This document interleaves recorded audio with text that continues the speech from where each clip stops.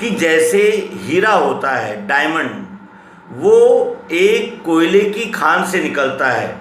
जहाँ से कोयले का उत्पादन होता है वहीं से हीरे का भी उत्पादन होता है। वो भी कार्बन ही है और हीरा भी कार्बन ही है, एक ही है दोनों। लेकिन उन दोनों में कितना अंतर है? एक परिष्कृत है और एक मूल रूप में है। जो मूल रूप में है, जिसका विकास नहीं हुआ, जिसका यानी जिसे कहा जाएगा जो पका नहीं, जो कच्चा रह गया वो कोयला है, और जो पक गया, जिस पे पूरी प्रक्रिया हो गई, उस कोयले का संपूर्ण विकास हो गया, वही हीरा है। तो ये हमने एक उदाहरण के लिए आपके सम्मुख प्रस्तुत किया। अब ये देखें कि कोयला क्या है और यानी जो मूल स्वरूप में है वो क्या है और उसका परिष्कृत स्वरूप क्या है। इसके विषय में भगवान श्री कृष्ण जी श्रीमद् भगवद गीता के 16वें अध्याय में विस्तार से मार्गदर्शन करते हैं, और वो मार्गदर्शन हमारे लिए भी अत्यंत उपयोगी और हमारे जीवन को दिशा देने वाला रहने से इस अंक में उसका संक्षिप्त स्वरूप देखें कि ये दो ही प्रकृतियां हैं, अपरा परा, और इसी को क्षर अक्षर कहते हैं। जो नास्तिक है उनकी श्रद्धा है कि जो यानी जो कुछ भी दिख रहा है वो केवल भोगने के लिए है, उपयोग करने के लिए है, यूज एंड थ्रो। न इससे इसके पहले कुछ था, न पूर्व जन्म था, न पूर्व कर्म थे, न पुनर्जन्म होगा, न पश्चात कर्म होंगे। जो कुछ भी हमने किया वो यहीं किया, जो कुछ भी करना है यहीं करो। एन केन किसी भी प्रकार से अपनी सभी इच्छाओं वासनाओं की पूर्ति करो, फिर उसके लिए हमें कुछ भी करना पड़े। कौन पूछने वाला है? यहाँ तो कोई हिसाब रखने वाला ही नहीं। ये पृथ्वी, जल, अग्नि और वायु, इन चार तत्वों का संघात, यानी ये चार तत्व इकट्ठा आने से ही इस सृष्टि का निर्माण हुआ है। न इस सृष्टि में कोई संचालन करता है, न इस सृष्टि का कोई हिसाब किताब कहीं है। ये एक प्रकार की दृष्टि है। और दूसरी दृष्टि यह है कि ये विश्व इकट्ठा है, एक रूप है, इसका एक तिनका भी अलग नहीं है। यहाँ किए जाने वाले सभी कर्मों का एक न एक दिन हमें यहीं उसका भोग देना पड़ता है, और जो भी बचा हुआ है जिसे हम प्रारब्ध कहते हैं उसको भी आगे चलकर भोगना होता है। और ये दोनों यानी भूमिकाओं का एकत्रीकरण, समन्वय, तीसरी भूमिका जो है नाम पुरुषोत्तम, जो हम पहले ही विदित कर चुके हैं, नास्तिक, आस्तिक और वास्तविक, वो एक तीसरी भूमिका है जो पुरुषोत्तम योग, अध्यात्म विज्ञान ही जिसे कहा जाता है। हम वस्तु के स्वरूप में भी देखते हैं कि पृथ्वी, जल, अग्नि, वायु, आकाश, जिनसे शब्द, स्पर्श, रूप, रस, गंध ये बना है। और ये पुस्तक अच्छी है, अच्छी बुरी है और एकदम बुरी है, ये तीन गुण। ये अष्टधा है क्षर भाव, और ये क्षर भाव को ही संपूर्ण मान लेने वाले जो होते हैं उन्हें ही हम ये कह सकते हैं कि केवल भोग दृष्टि, और उसके अनंतर जो दूसरी दृष्टि है, जो योग दृष्टि है, वो क्या है कि ये शब्द, स्पर्श, रूप, रस, गंध ये इसी वस्तु में है। इस वस्तु का अस्तित्व भी है और इसका भातित्व और प्रियत्व ये इसका एक दूसरा रूप है, जो कि जिसके वजह से ये वस्तु अस्तित्व में आई है। लेकिन न इससे शब्द, स्पर्श, रूप, रस, गंध अलग है, न इनसे सत्वगुण, रजोगुण, तमोगुण ये अलग है, न इसका प्रियत्व, चाहत, जरूरत, अस्तित्व अलग है। इन दोनों भावों को एकत्रित करने का ये तीसरा एक जिसे कहा जाएगा कि तीसरा भाव जो है वो पुरुषोत्तम भाव नाम है। और आइए अब दोनों भावों का हम सम्मिलन करेंगे और दोनों भावों को जानेंगे कि वो किस तरह ये यानी विपरीत है, दोनों ध्रुव कितने विपरीत है ये देखेंगे। वो कहते हैं कि निर्भय चित्त की शुद्धि रहना ज्ञान योग में। सर्वप्रथम वो दैवी संपत्ति का वर्णन कर रहे हैं जो कि इस विश्व में आस्था रखते हैं, जिनकी आस्था इस विश्व में है। और आस्था का अर्थ होता है, जैसा हम अगर शब्द विच्छेद करें, नास्तिक, नास्ति, नास्ति का अर्थ होता है कि जो है ही नहीं। और ये तो बिल्कुल झूठ बात है कि जो है ही नहीं, क्या ये नहीं है, क्या ये नहीं है, ये नहीं है, ये नहीं है, जो कुछ भी दिख रहा है वो है ही। और वो है तो कैसे है, तो दो प्रकार से दिखता है।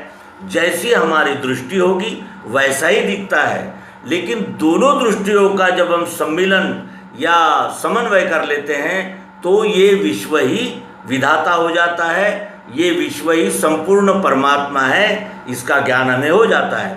तो आइए संक्षिप्त में देखें। सर्वप्रथम देखें कि जो इस विश्व में आस्था रखते हैं वो क्या सोचते हैं।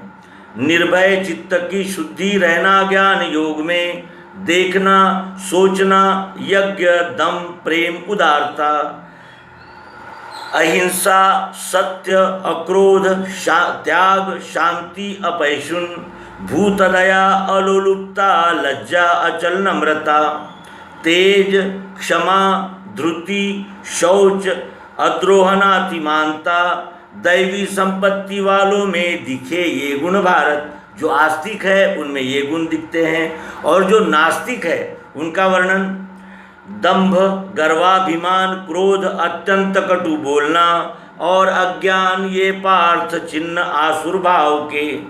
दैवी संपत्ति से मोक्ष करे बंधन आसुरी, दैवी संपत्ति में पार्थ हुआ तू शोक छोड़ दे। जीवों के वर्ग दो माने, दैव आसुर ये यहाँ, विस्तार से दैव कहा अब आसुर को सुनो। जो नास्तिक है, जिनकी इस विश्व में आस्था नहीं है, जो इस विश्व को केवल भोगने की और शोषण करने की ही सामग्री मानते हैं, उनके विषय में अब बताते हैं। करना क्या न करना क्या बोध आसुर को नहीं, शुचित्व सत्व आचार यह भी जानते नहीं। असत्य है नहीं नेता, व्यवस्था विश्व में नहीं, दोनों के मूल से होवे काम है मूल वे कहें।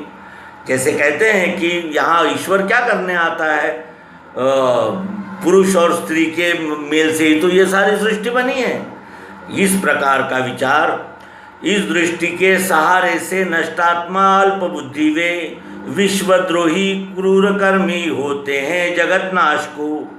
बलवान कामेच्छा से वे पापी नर मोह से, असत्य कर्म करते हैं मद दंभाभिमान से।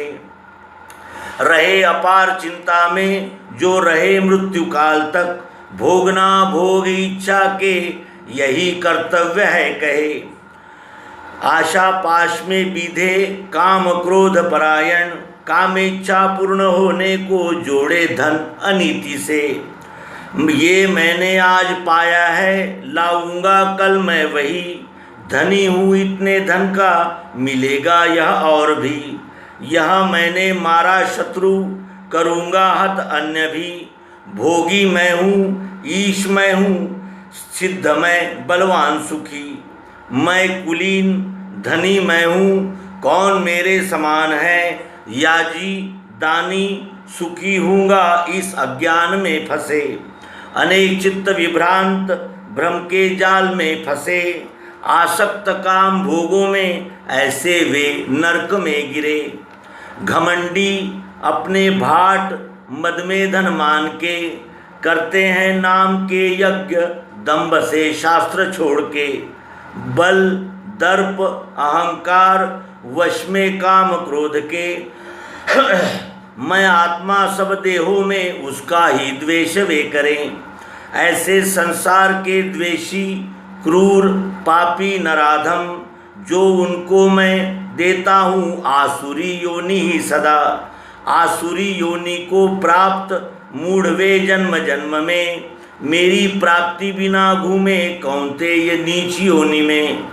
चक्र में डालने वाले नरक के 3 द्वार है, काम क्रोध तथा लोभ तस्मात् ये तीन त्यागना, नरक के 3 द्वारों से कौन्तेय मुक्त जो हुआ, वो करे वर्ण का कर्म, मिले आत्मगति उसे।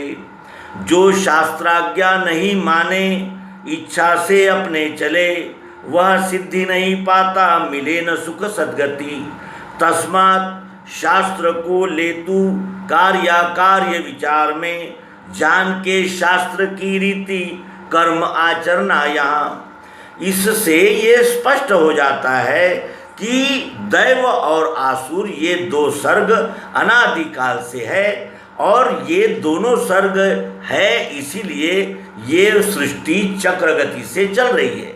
अगर गर्मी ही पड़ती और ठंडी और बरसात का ऋतु नहीं होता तो फसलें भी नहीं होती और जीव सृष्टि भी नहीं होती, और अगर बरसात और गर्मी ही होती और ठंडी का मौसम नहीं होता तो वो फसलें भी नहीं पकती। इसका आशय यह है कि ये विश्व में सब कुछ आवश्यक है और सब कुछ पूरक है। उसी तरह ये दोनों सर्ग है, आसुरी और दैवी। एक अक्षर भाव में श्रद्धा रखने वाले और एक यानी अक्षर भाव में जो प्रियत्व चाह जरूरत भाव है उसमें श्रद्धा रखने वाले। लेकिन दोनों अपूर्ण हैं, न केवल क्षर भाव पूर्ण है, न केवल अक्षर भाव पूर्ण है। क्षर भाव यानी साकार जो दृष्टि में दिख रहा है वो, और जिसे देखना पड़ता है जो बुद्धि से दिखाई देता है वो अक्षर भाव यानी निराकार भाव। ये दोनों भाव स्वतंत्र नहीं हैं, ये दोनों भाव, तीसरा जो भाव है पुरुषोत्तम भाव जो विश्व भाव है, जो दोनों भावों का समन्वय करने वाला नाम भाव है, वो तीसरा भाव है। जैसे हमने शुरुआत में ही कहा कि नास्तिक, आस्तिक और वास्तविक। तो नास्तिक की श्रद्धा क्या है? जो दिख रहा है उससे मैं अधिक से अधिक लाभ ले लूं और फिर उसके लिए अनिति से धन भी जोड़ूंगा, और जो कुछ भी है मैं सबका द्वेष करूंगा। और आसुरी योनि को प्राप्त जो लोग होते हैं उनको नीच योनि मिलती है, और चक्र में डालने वाले जो नरक के 3 द्वार है, काम, लोभ और क्रोध, इन पे ही जिनकी श्रद्धा रहती है वो इन्हीं का सेवन करते हैं और इन्हीं को प्राप्त करते हुए वो अपने जीवन को बिता देते हैं।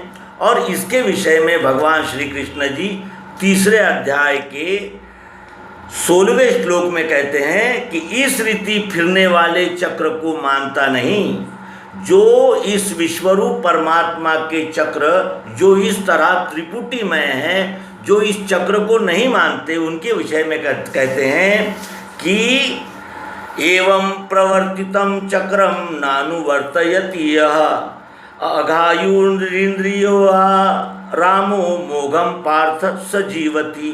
इस रीति फिरने वाले चक्र को मानता नहीं पार्थ, वो कामी पापी व्यर्थ आयु बिता रहा। यानी इस चक्र को जो नहीं मानता वो अपनी आयु को व्यर्थ ही बिता रहा है और वो कामी है, पापी है। क्यों यहाँ कामी और पापी क्यों कहा है? क्योंकि सभी के लिए तो विषय समान नहीं है। शब्द, स्पर्श, रूप, रसगंध ये तो भेदभाव करते ही नहीं है। लेकिन जब दृष्टि में जब फर्क आ जाता है, एक दृष्टि शोषण की हो जाती है और एक दृष्टि दोहन की हो जाती है। उसी गौ माता को लोग काट कर खा जाते हैं उसका मांस, और उसी गौ माता से लोग दूध प्राप्त करते हैं, दही प्राप्त करते हैं, घी प्राप्त करते हैं। दोनों ही उसी गौ माता से पर आश्रित दिखते हैं, लेकिन एक जो है वो क्रूर है, शोषण करता है और वो सब कुछ एक ही झटके में पा लेना चाहता है, और वो परवाह भी नहीं करना चाहता कि जिनसे वो अपना स्वार्थ सिद्ध कर रहा है उसका क्या हो रहा है, वो कितने उसको भीषण यातनाएं दी जा रही है। और दूसरा पक्ष है वो यानी पोषण पा रहा है और वो सदा पोषण पाने की ही दृष्टि रखता है, और जो पोषण दे रहा है उसकी भी चिंता करना चाहता है। एक है आसुरी और एक है दैवी, और ये दोनों भाव इसी विश्व में हैं और दोनों भाव का अनुभव हमें आता ही रहता है। लेकिन ये दोनों भाव अपूर्ण हैं ये दोनों भावों का समन्वय, तीसरा भाव जो है विश्वरूप परमात्मा नाम पुरुषोत्तम, उस भाव में लय करने वाला ये अध्यात्म विज्ञान है। और इसीलिए हमने इसे आस्तिक, नास्तिक, आस्तिक और इन दोनों का मेल करने वाला वास्तविक भाव कहा है। दोनों भाव इसी विश्व में हैं और अनुभव में भी आते हैं। अब इसके विषय में जो शुरुआत में कहा यानी दैवी भाव, वो क्या है? निर्भय चित्त की शुद्धि रहना ज्ञान योग में, जिसके सभी कर्म ज्ञान के योग से ही होते हैं, वो निर्भय भी रहता है और उसका चित्त भी शुद्ध रहता है। और देखता है तो वो सोचता भी है, देखे हुए पर अचानक विश्वास नहीं करता, उसके पीछे का वो लॉजिक भी सोचता है। और यज्ञ यानी देने की इच्छा रखता है, दम यानी अपनी इंद्रियों का दमन भी करना चाहता है, प्रेम का यानी उसकी देखने की दृष्टि प्रेममय होती है और उदार भी होता है, वो सबको लेकर चलता है और प्रसंग आने पर सबके लिए त्याग की भावना भी उसके मन में है। अहिंसा, सत्य, अक्रोध, त्याग, शांति, अपैशुन यानी सत्य पर जिसकी पूर्ण निष्ठा होती है और जो शैतानी वृत्ति का नहीं होता, उसे अपैशुन कहते हैं। भूत दया यानी जीव मात्र पर दया करता है। अलोलुपता, लज्जा, बुरे कर्म करने की उसमें लज्जा होती है। अचल, वो अपने सिद्धांतों पर अचल अटल होता है। नम्रता और तेज, क्षमा, द्रुति, शौच, अद्रोह, नातिमानता, ज़्यादा मान सम्मान भी नहीं चाहता। दैवी संपत्ति वालों में दिखे ये गुण भारत, और इसके विपरीत जो होते हैं उसका वर्णन हम पहले ही कर चुके हैं। और उनके विषय में भगवान श्री कृष्ण जी श्रीमद् भगवद गीता के 3 अध्याय के 16वें श्लोक में कहते हैं कि इस रीति फिरने वाले चक्र को मानता नहीं पार्थ, वह कामी पापी व्यर्थ आयु बिता रहा। तो इस प्रकार हमने नास्तिक, आस्तिक और दोनों का समन्वय करने वाला वास्तविक भाव जानने का प्रयास किया। आपके कमेंट्स का हमें इंतज़ार रहेगा, प्रतीक्षा रहेगी। धन्यवाद। सद्गुरुदेव की